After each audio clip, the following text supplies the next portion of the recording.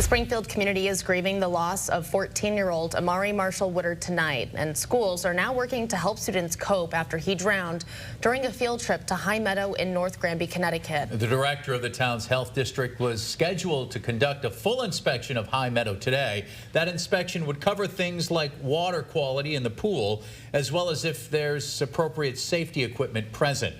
High Meadow's day camp program is slated to start in just 10 days. However, the Office of Early Childhood in Connecticut tells Western Mass News they are looking to see how this drowning may impact the summer camp. Students from several school districts witnessed the incident, and authorities say towns from across the region responded to assist not only with Amari, but with the traumatized students as well.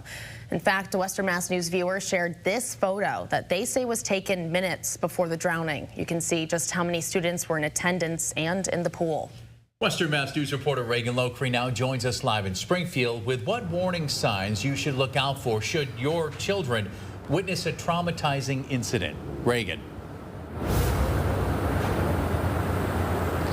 Yeah, that's right, Chris and Amanda. Now, an expert that I spoke with says there's no right or wrong way for a child to respond to trauma, but there are a few things that parents should try to look out for.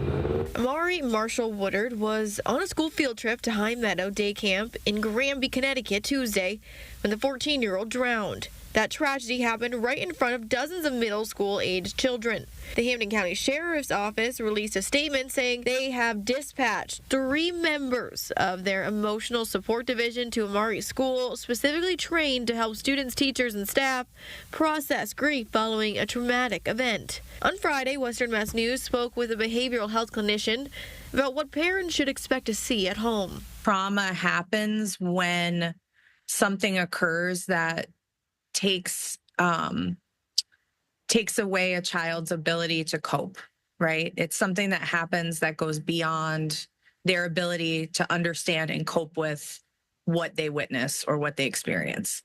The clinician says parents should watch for these specific signs: nightmares, flashbacks, increased anxiety, and avoidance of similar situations. She also warns that in children this age, trauma can look a lot like ADHD. In a lot of children, trauma symptoms look a lot like ADHD symptoms. So an increase in anything that seems like a lack of focus, impulsivity, emotional dysregulation, these could all be symptoms or indicators that the child might be struggling with processing what they witnessed. As for when parents should act, CHD clinician Sarah Babs-Caress says don't wait for symptoms to appear. However, if your child seems distressed, seek help sooner rather than later. She says it's important not to push your child and make sure you're listening to what they want and need. The main thing would be that there's no right or wrong way to respond to trauma or tragedy like this. Springfield Public Schools has deployed counseling and support for students and staff in the next coming weeks. Now, you can find those on our website, westernmassnews.com. For now, reporting live in Springfield, Reagan Lockery, Western